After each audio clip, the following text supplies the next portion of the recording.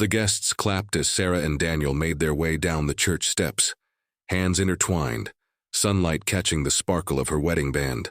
Years had passed since that moment, but neighbors still spoke of it as if it had happened yesterday. How radiant they looked, how certain everyone was that this marriage would last forever. To outsiders, they embodied perfection, Daniel with his measured smile and steady job, Sarah with her warmth and quiet grace. At Sunday gatherings, couples whispered about them as though they were a living fairy tale. "If anyone's figured it out, it's those two," one neighbor once said. Sarah would blush at the compliment, nodding politely, though something deep inside her always stirred uneasily. The truth was, perfection weighed heavily. At breakfast, Daniel's eyes would linger on the clock as she poured his coffee, as if every second wasted on idle talk chipped away at some invisible schedule. He would thank her in that smooth, courteous tone of his, never raised, never rushed, never raw. To most, his composure was admirable. To Sarah, it was a wall, cool and unyielding. "Daniel," she once asked softly, buttering toast, "don't you ever get tired of being so calm all the time?" He looked up from his newspaper, folding it with the precision of a surgeon. His lips curved in what should have been a smile, but it didn't quite reach his eyes. "Someone has to keep us steady," he said. "Would you rather I lost control?" His words, though gentle, made her chest tighten. There was no argument in them, only finality. In the evenings, when they hosted friends, Sarah noticed how Daniel played his part effortlessly. The attentive husband, the clever storyteller, the man who remembered every detail about everyone else's life. People adored him, yet when the door closed and silence filled the house, his presence grew different. The warmth left his voice, his gaze sharpened, and Sarah often felt as though she were standing in a room with a stranger wearing her husband's face. Still, she tried to ignore it. Marriage, she reminded herself, was about patience, about compromise. She had chosen him, and love meant endurance. One night, after their guests left, Sarah stood at the window, looking out at the dimly lit street. Behind her, Daniel moved quietly about the kitchen, putting dishes away with mechanical precision. She hugged her arms around herself, unsettled by the stillness. From the reflection in the glass, she caught him watching her. Not lovingly, not curiously, just watching, like a man making sure every piece stayed in its rightful place. She turned quickly, forcing a smile. "I was just thinking about how lucky we are," she whispered. Daniel stepped closer, placing a hand on her shoulder. His grip was firm, steady, too steady. "Luck has nothing to do with it," he replied. "Control does." The words hung in the air long after he released her. Sarah returned her gaze to the window, but the street outside no longer seemed familiar, and though she couldn't yet name it, a quiet dread began to take root inside her. Feeling that something in her perfect marriage was not quite right. It would be in the darkness of whispered phone calls and late nights that the first cracks would reveal themselves. The dread that had taken root in Sarah's chest after that quiet night by the window did not fade. It grew. At first, it was small things. Daniel staying later at work, his phone buzzing with messages he silenced before she could glance at the screen. He always had an explanation, always calm, always steady. Yet his steadiness no longer reassured her. It unnerved her.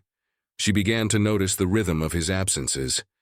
Mondays and Thursdays stretched longer, his excuses vague, meetings, urgent deadlines.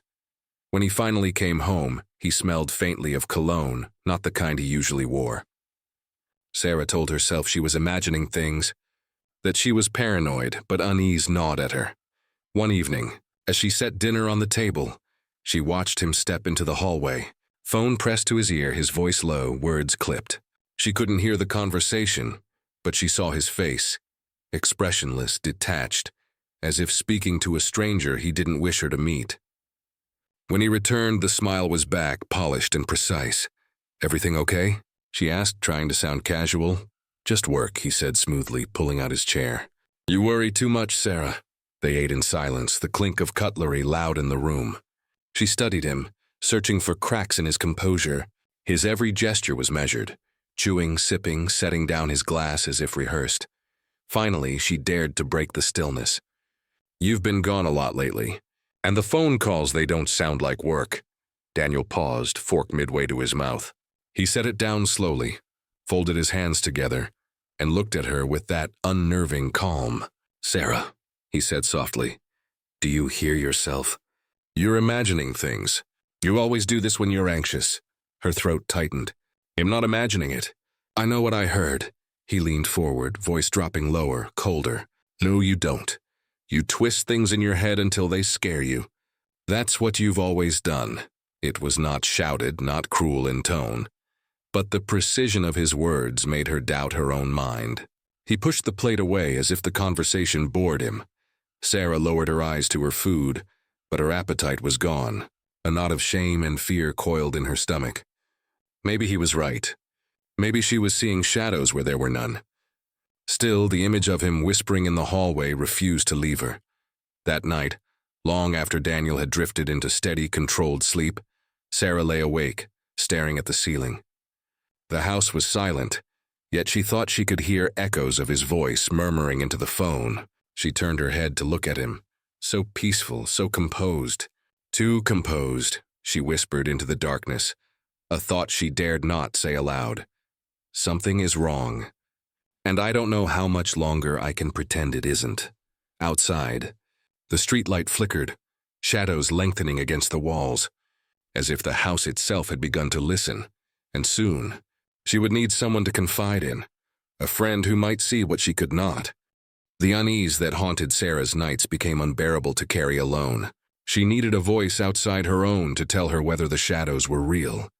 That's why, on a rainy Thursday afternoon, she found herself sitting across from Emily at a small cafe in town. Hands wrapped tightly around her mug as if the heat could steady her trembling.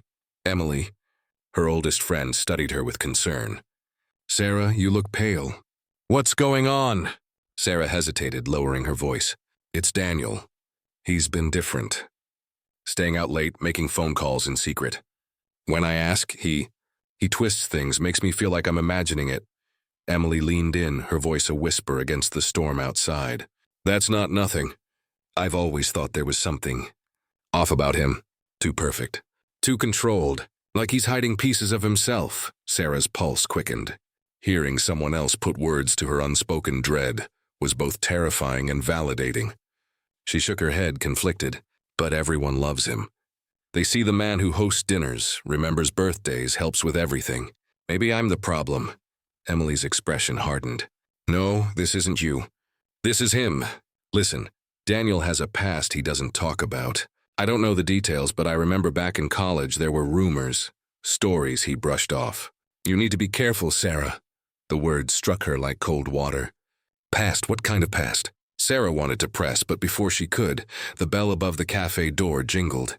She froze. Daniel walked in, shaking the rain from his coat, his smile warm and polished. To anyone else, he looked like a husband surprising his wife with affection. But to Sarah, the sight made her heart stutter.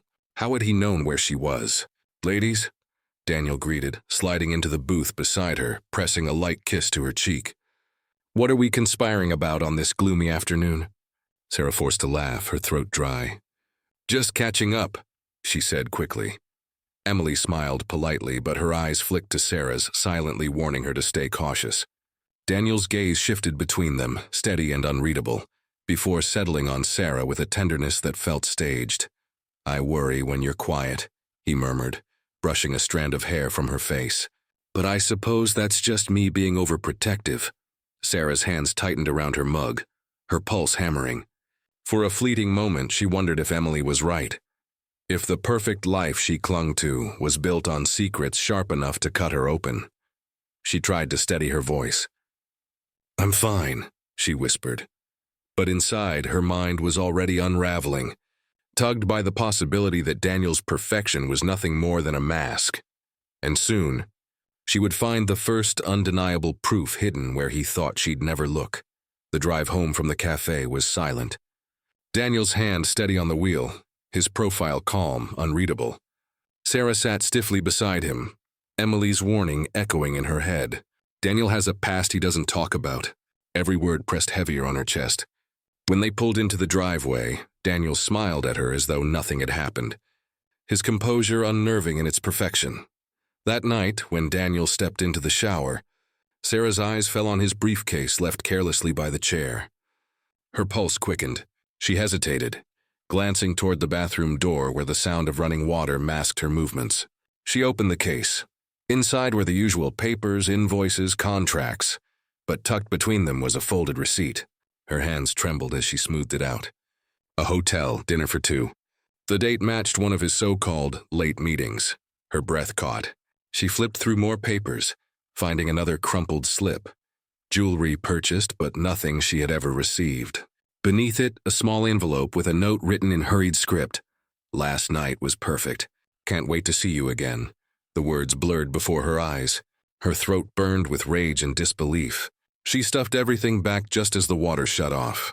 When Daniel entered, toweling his hair, she forced a steady breath, but her voice betrayed her shaking when she said, "Daniel, can we talk?"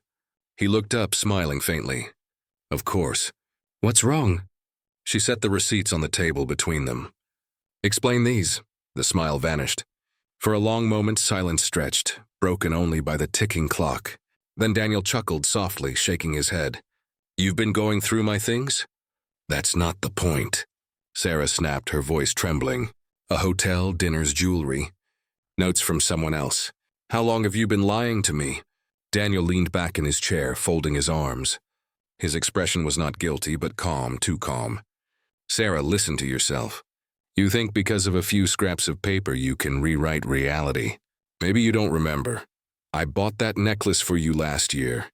As for the dinner, I was with colleagues. You always jump to the worst conclusions." "No," she said, shaking her head. "I know what I saw.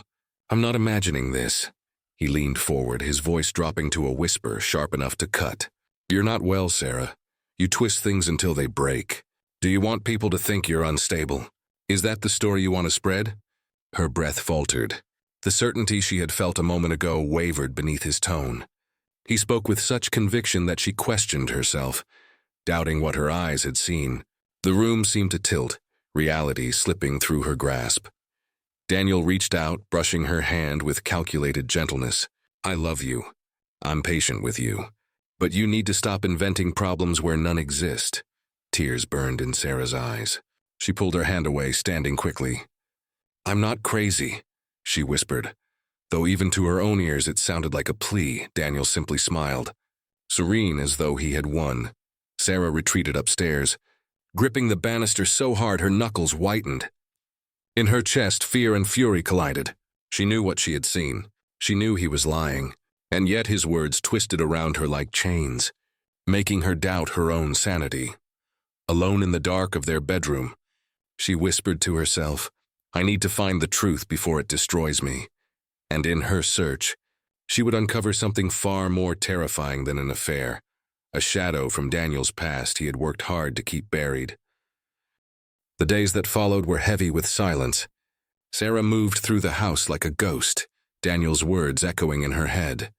"You're not well, Sarah." He had left her shaken, torn between the evidence she'd found and the crushing doubt he planted in her mind. Still, she couldn't ignore the way his phone calls grew more frequent, his absences longer. Then one night the neighborhood was rattled awake by the sound of glass shattering. A break-in.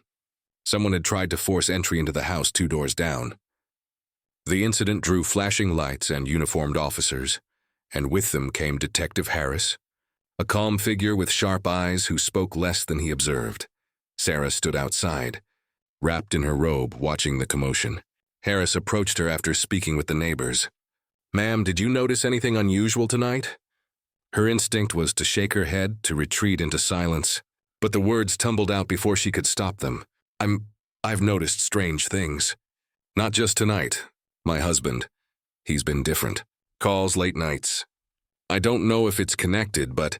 Harris tilted his head, studying her with quiet patience. "Different how?" She swallowed hard. "Secretive, controlling. I can't explain it, but something's wrong." His voice was steady, not unkind. "Without evidence, there's little I can act on. But trust your instincts. If you see something concrete, call me." He handed her a card, his eyes lingering as though he sensed more than she dared say aloud. Before Sarah could slip the card into her pocket, a familiar voice cut through the night. "Sarah." Daniel stood behind them, his posture calm, his smile courteous. yet his eyes were sharp, glinting in the glow of police lights. "You should get inside." "It's cold." She froze, the card burning in her hand. Harris gave Daniel a polite nod before moving on, but Sarah felt the tension radiating from her husband as he guided her back into the house. His hand on her back was gentle, but the pressure lingered, firm, possessive. Once the door shut, Daniel turned to her. His smile was gone. "Why were you speaking to him?" Sarah's heart pounded. "He asked if I'd seen anything. That's all." Daniel stepped closer, his voice low and controlled. "Be careful what you say to strangers. People love to twist words. You wouldn't want anyone thinking you're unstable, would you?" The threat was subtle, veiled beneath a mask of concern, but Sarah felt it coil around her like a noose. She nodded, too afraid to argue. Later that night, when Daniel had gone to bed, she sat alone at the kitchen table, Harris's card trembling in her fingers. For the first time, she wondered if speaking up might cost her more than staying silent. Upstairs, she heard Daniel's footsteps pause outside the kitchen, as though he were listening, and in that moment, Sarah understood. Her husband didn't just see her as a wife anymore, he saw her as a threat. And soon, she would discover just how far he was willing to go to silence one. The tension in the house became unbearable. Daniel's presence loomed over Sarah like a shadow she could not escape, his every word a reminder of her supposed instability. Yet the doubt only pushed her deeper into her search for truth. One sleepless night, she slipped into the study where Daniel kept boxes of old belongings, determined to find something, anything that would prove her instincts right. Inside one box, beneath stacks of faded documents, she found a worn leather folder. Opening it, she discovered photographs, grainy, poorly lit shots of herself. Some were recent. Walking to the store, sitting on the porch, driving alone. Her blood ran cold. He had been watching her, documenting her movements in secret. Tucked inside were notes with times and dates scribbled in Daniel's unmistakable handwriting. Her chest tightened. This wasn't the behavior of a husband. It was the obsession of a predator. As she held the papers, her mind drifted to the stories Emily had hinted at. Daniel's past. What had she missed all these years? That night, sleep refused to come, and in the stillness of the dark, memories of Daniel's evasions and carefully controlled demeanor began to twist into something more sinister. The next morning, Sarah confronted Emily again, desperate for clarity. Over hushed tones at the cafe, Emily told her what little she knew. Years ago, when Daniel was a teenager, there had been an incident. A boy from his school had gone missing after a fight with him. No body was found, no charges filed, but the rumors had never faded. Daniel had left town soon after. The revelation chilled Sarah to her core. Could her husband's past be stained with blood? That evening, Sarah sat across from Daniel at dinner, the weight of her discovery pressing hard against her ribs. She forced herself to meet his calm, unreadable gaze, even as her hands trembled beneath the table. "Daniel," she said carefully, "do you ever think about the past?" He raised a brow, smiling faintly. "The past? No, why would I? The present is all that matters." But his fork paused for the briefest second before he continued eating. And in that pause, Sarah saw it, the flicker of something dark, something he couldn't quite control. Later, when he left the room, she crept back into the study and returned to the folder. At the very bottom, hidden beneath scraps of paper, was a newspaper clipping, yellowed with age. The headline screamed back at her. Teen questioned in classmate's disappearance. No charges filed. Next to the article was Daniel's photo, younger but unmistakable. Her hands shook violently, the clipping slipping from her fingers. She felt as if the walls were closing in. This wasn't paranoia. This was real. The man she lived with had been marked by suspicion long before she ever met him. The fear that had once been a whisper now screamed through every corner of her mind. She needed help. She needed a way out. But the sound of Daniel's footsteps approaching reminded her just how trapped she truly was. She quickly shoved the folder back into place and forced herself to smile as he entered the room. His eyes lingered on her, sharp and searching, before softening into that practiced, steady mask. "Couldn't sleep?" he asked. Sarah's throat was dry. "No, just thinking." Daniel nodded, stepping closer, his presence filling the space. "Don't think too much. It isn't good for you." She swallowed hard, her heart racing as he brushed past her. For the first time, she wasn't just afraid of secrets or lies. She was afraid for her life, and that fear would only grow stronger as their anniversary approached, a night destined to end in blood. The days leading up to their anniversary were suffocating. Sarah moved through the house like a ghost, careful with every step, rehearsing in her mind what she would say. She knew confronting Daniel would be dangerous, but silence felt like slow death. The folder in the study haunted her, the photographs and clippings replaying behind her eyes each time she blinked. She decided their anniversary dinner, supposedly a night of love, would be the stage where truth had to surface. On the evening itself, Sarah dressed carefully, her trembling hands betraying the calm exterior she tried to present. She chose the navy dress Daniel always said he loved, hoping its familiarity might disarm him. In the dining room, candles flickered, and a bottle of wine sat breathing on the table. The scene looked perfect, almost tender, yet every detail throbbed with menace. Daniel entered with his usual composure, smiling as if nothing lurked between them. "You look beautiful," he said smoothly, leaning in to kiss her cheek. His touch lingered too long, and Sarah had to fight the instinct to recoil. Dinner began in silence, broken only by the clink of cutlery. Sarah waited, timing her words, trying to steady the storm inside her. When she finally spoke, her voice came out soft but unwavering. "Daniel, there are things I need to know. Things about your past." His fork froze halfway to his mouth. A long pause filled the air before he set it down gently. "My past?" His smile remained, but his eyes darkened. "What could possibly interest you there?" "I found something," Sarah admitted, forcing the words out. "Photographs, notes, and an article about a missing boy." The mask slipped for a fraction of a second. Daniel's jaw tightened, his eyes narrowing before he leaned back in his chair.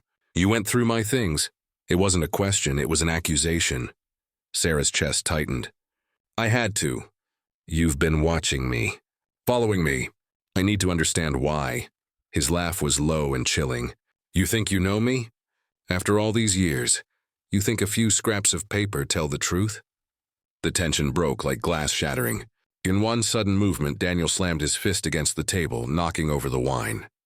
Red liquid spilled across the linen like fresh blood. Sarah gasped, pushing back her chair, her body trembling. "Don't run from me," he growled, rising to his feet. His voice was no longer calm.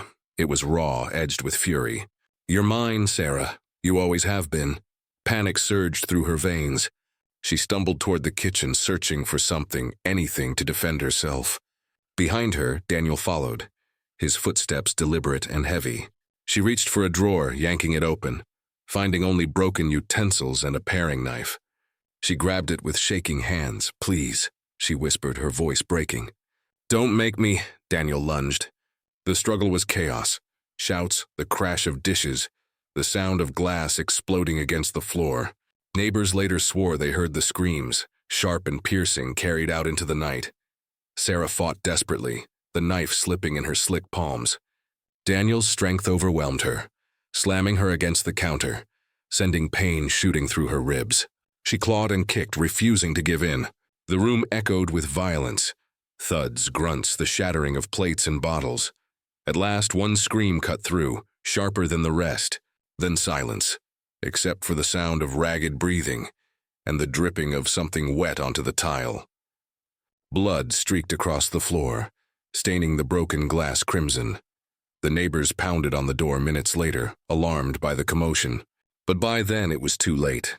Inside the house, the anniversary night had ended not with toasts and laughter, but with destruction, betrayal, and blood. And as the sirens wailed in the distance, the true horror of Daniel and Sarah's story was only beginning to unfold. The night of shattered glass and screams lingered in the neighborhood like smoke after a fire. When the police arrived, the scene inside the house told a story no one wanted to believe. Blood on the kitchen floor, overturned chairs, and silence where laughter should have been. The case landed in the hands of Detective Harris, the same man who had once warned Sarah that without evidence, his hands were tied.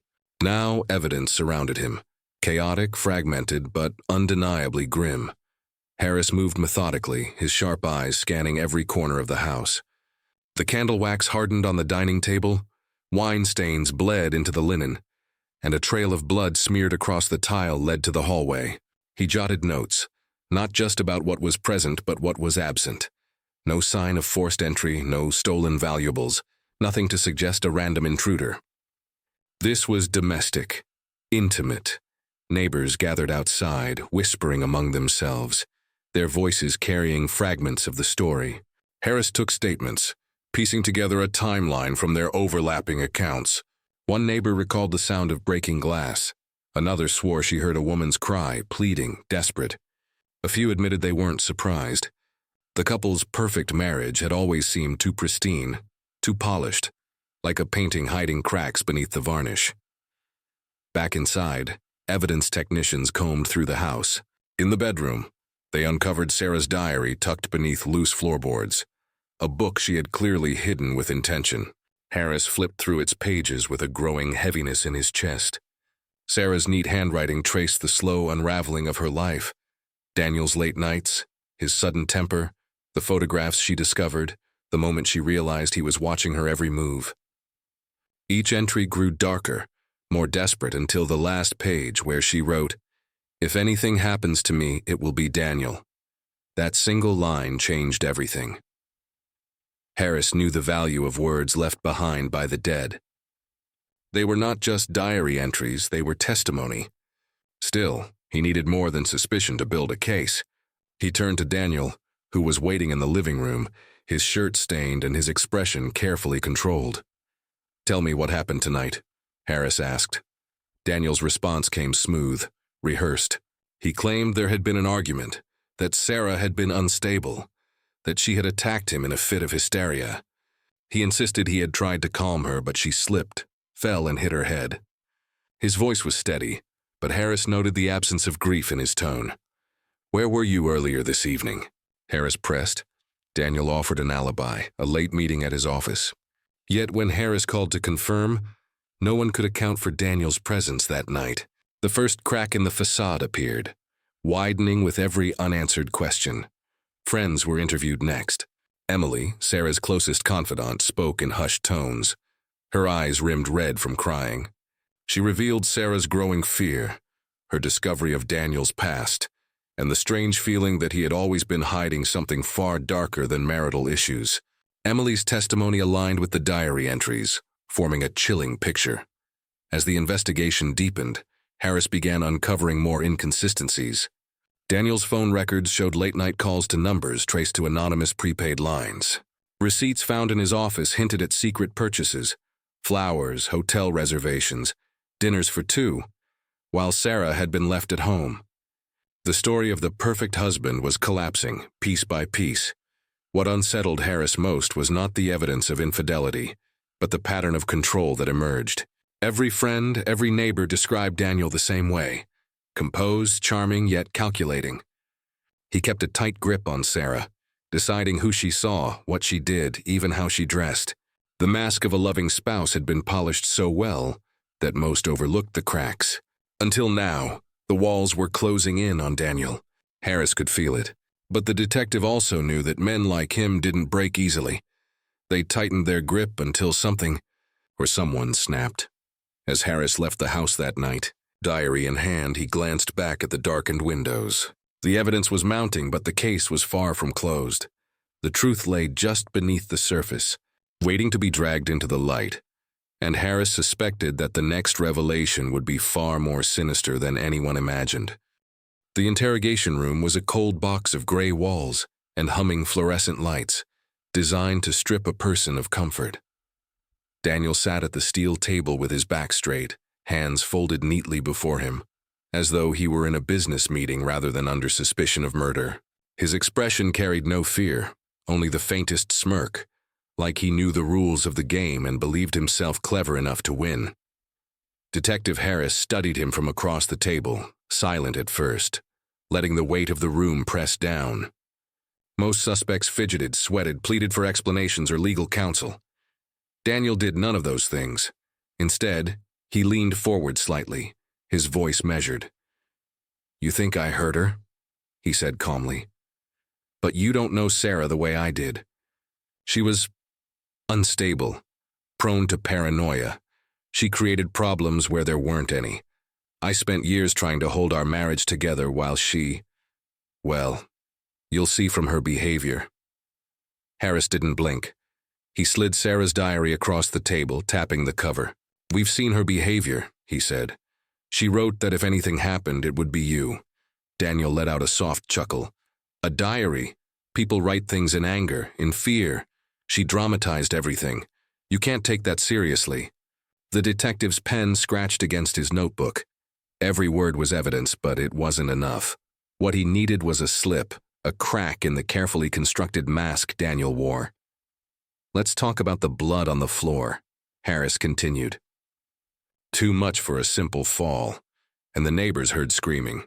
That doesn't sound like a quiet disagreement, does it?" Daniel's jaw tightened, but his voice stayed level. "Couples fight. She threw things. She screamed. I tried to stop her before she hurt herself." "You're twisting it to fit your theory." The detective leaned in closer, lowering his voice. "No, Daniel. I think you're the one twisting." For the first time, something flickered in Daniel's eyes. A pause, barely a heartbeat, but enough for Harris to notice. His training told him the truth. Daniel was lying, but lying with the precision of a man who had been practicing his story for years. Harris shifted tactics. He pulled out photographs from the scene, the broken glass, the trail of blood, the overturned chair. "This isn't the picture of a man trying to protect his wife. This is violence, rage, control." Daniel's lips pressed into a thin line. His composure strained at the edges, but he forced it back into place. "You'll never prove it. Sarah, she was weak. She made herself into a victim. And now you're letting her words poison you against me." The chill in his tone was worse than any outburst. It was calculated cruelty, dressed in rationality. Harris marked the moment, sensing he was close, but Daniel's mask slid neatly back into place before it could shatter. "Then help me understand," Harris said slowly. "If she was so unstable, why did you stay?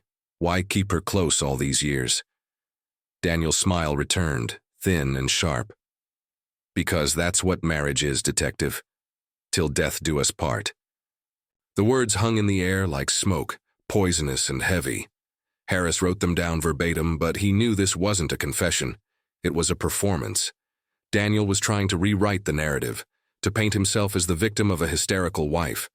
But beneath the polished words, Harris could see the cracks forming.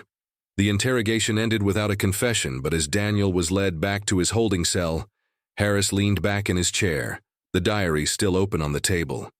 He knew the truth was buried deep, but not unreachable. Daniel's arrogance would undo him. Harris was certain of it. And as the detective closed the case file for the night, he realized the next step was clear. Dig deeper into Daniel's past, into the shadows he had tried so hard to bury. Because the key to Sarah's death and Daniel's downfall lay not in the present, but in the secrets of his history. The courtroom buzzed with the weight of anticipation. Journalists filled the back rows, pens scratching against notepads, cameras flashing outside the doors. Friends, neighbors, and strangers crowded the benches, all drawn by the same chilling question. Could a husband, the man who had once pledged eternal love, truly be capable of murdering his wife? The trial was more than legal procedure. It was a public reckoning. Daniel sat at the defense table in a dark suit, immaculately pressed, his expression calm. He looked like a man attending a board meeting rather than fighting for his freedom. His cold gaze swept across the room, pausing only briefly when it landed on Emily, Sarah's friend, who sat gripping the edge of her seat. Detective Harris was nearby, flipping through his notes, every line of testimony prepared. The prosecution began by setting the tone. This is not just the story of a marriage gone wrong. This is the story of control, manipulation, and violence hidden behind a perfect facade. Daniel vowed to love and protect Sarah, till death do us part. He made sure that vow ended in blood. One by one, witnesses were called. Neighbors recounted the night of screams and shattered glass, their voices trembling as they remembered the terror that seeped through their walls. A medical examiner presented photographs, explaining that Sarah's injuries were not consistent with a fall, as Daniel claimed, but with blunt force trauma and defensive wounds. Each detail chipped away at Daniel's story, piece by piece. Then came Emily. She spoke of Sarah's fears, her late-night calls, the way she whispered about being watched. Emily's voice broke when she read aloud the last line of Sarah's diary. "If anything happens to me, it will be Daniel." The courtroom held its breath, and for a fleeting moment even Daniel's mask slipped. His jaw clenched, his eyes narrowed, but he quickly forced the emotion back into stillness. The defense tried to counter. They painted Sarah as unstable, fragile, prone to exaggeration. They suggested her diary was the diary of a woman unraveling under her own paranoia. But Harris had anticipated this. He produced evidence of Daniel's late-night phone calls, the receipts for secret meetings, the photographs Sarah had uncovered. Together, they revealed not the image of a grieving husband, but of a man whose double life was cracking open under scrutiny. When Harris took the stand, his testimony was precise, unflinching. He recounted the interrogation, quoting Daniel's chilling words, "Because that's what marriage is, detective. Till death do us part." The phrase, repeated in the courtroom, sent a murmur rippling through the gallery. It was no longer a vow of love, but an admission of control. Daniel listened in silence. He did not argue, did not plead, did not show remorse. His eyes stayed fixed on the jury, cold and calculating, as though he still believed he could sway them by sheer will. But the evidence was overwhelming. As closing arguments approached, the prosecution delivered their final blow. Marriage is built on trust, on love, on protection. Daniel twisted those vows into chains, and when Sarah tried to break free, he chose to make good on his promise, "Till death do us part." The jury deliberated for hours that felt like days. The courtroom sat in tense silence until at last, the foreman rose and spoke the words that would define the rest of Daniel's life. "Guilty." Gasps broke through the room. Emily wept openly, clutching Sarah's diary to her chest. Harris exhaled, a long, heavy breath, knowing justice had finally caught up. Daniel did not flinch. He stood as the verdict was read, his posture as controlled as it had been from the beginning. No apology, no remorse, no flicker of humanity softened his face. His gaze remained fixed, cold and unbroken, as if the world itself had betrayed him. The judge's gavel struck. Life without parole. The sound echoed like a final nail sealing the coffin of Daniel's carefully crafted life. As the courtroom emptied, Harris lingered behind, staring at the empty witness stand.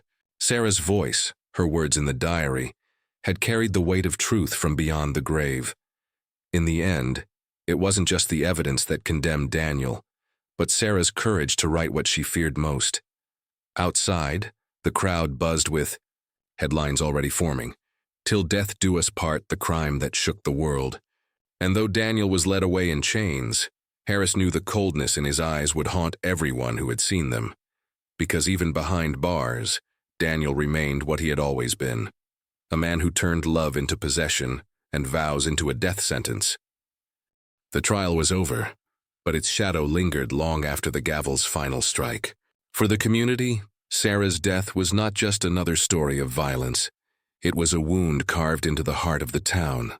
People whispered her name in grocery aisles, paused at the sight of her photograph taped to the church bulletin board, and gathered around television screens when yet another news anchor repeated the phrase that had now branded the tragedy. The crime that shocked the world.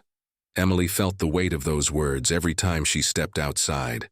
Friends offered her sympathetic glances. Neighbors left food at her door, but none of it filled the hollow ache Sarah's absence had left behind. Emily clung to the diary Sarah had entrusted her with, the inked pages stained by tears.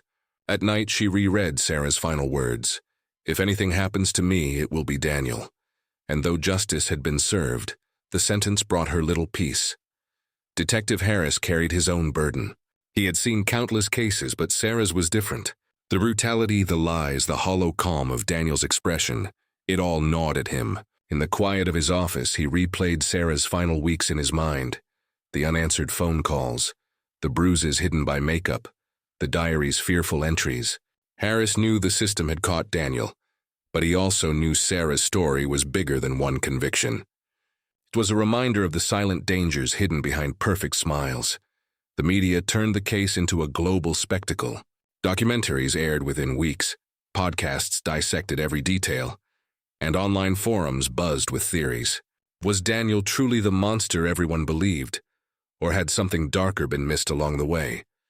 Reporters circled the courthouse steps, shoving microphones into faces, demanding answers that could never undo the crime. The phrase, "Till death do us part," was splashed across headlines, not as a vow of love, but as a chilling epitaph. For Sarah's family, the cameras felt like a violation. Her parents retreated from public life, unable to bear the endless retelling of their daughter's final moments. Emily became their reluctant spokesperson, speaking carefully on their behalf, ensuring Sarah was remembered not as a victim, but as a vibrant woman whose life was stolen. Yet each appearance drained her, and she wondered how long she could keep carrying Sarah's voice. Then came the letter. It arrived at the precinct weeks after Daniel was sentenced, addressed in neat handwriting to no one in particular. The envelope was marked from the prison, and Harris opened it expecting a complaint, a demand, or perhaps even a hollow apology. Instead, the words on the page chilled him. "They think they know me. They think Sarah was the first. She wasn't, she won't be the last. Some promises don't end with prison walls." There was no signature, but the tone was unmistakable. Calm, deliberate, and unnervingly certain. Harris read it twice, his jaw tightening with each line. If the letter was genuine, Sarah's death was not the beginning, but a link in a chain stretching into the unknown. Emily was called into the station when Harris decided she should see it. Her hands trembled as she read the words, her voice breaking. He's still trying to control her, even now. Harris wanted to reassure her, to tell her Daniel was locked away forever, but the truth was murkier. Men like Daniel didn't just disappear behind bars. Their influence, their secrets, their manipulations, they lingered. Whispers began to swirl again. Old missing person cases were reopened, timelines re-examined, and detectives in neighboring states reached out with questions. Had Daniel traveled more than anyone realized? Was Sarah simply the one who uncovered the truth too late? The community, once beginning to heal, was thrust back into fear. Sarah's death had been devastating enough. But the suggestion of others, faceless and forgotten, reopened wounds the trial had barely managed to close. As Harris locked the letter away in evidence, he knew one thing with certainty. The story was not over. The crime that shocked the world had left behind echoes, and those echoes demanded answers. The world remembered Sarah as the woman who stood up, who left behind her truth in a diary, ensuring her voice could not be silenced. But in the shadows, Daniel's words remained, a haunting reminder that justice is never as clean, never as final as the sound of a gavel. And so, while the headlines declared the case closed, Harris and Emily knew better. Something darker was still out there, something waiting to be uncovered.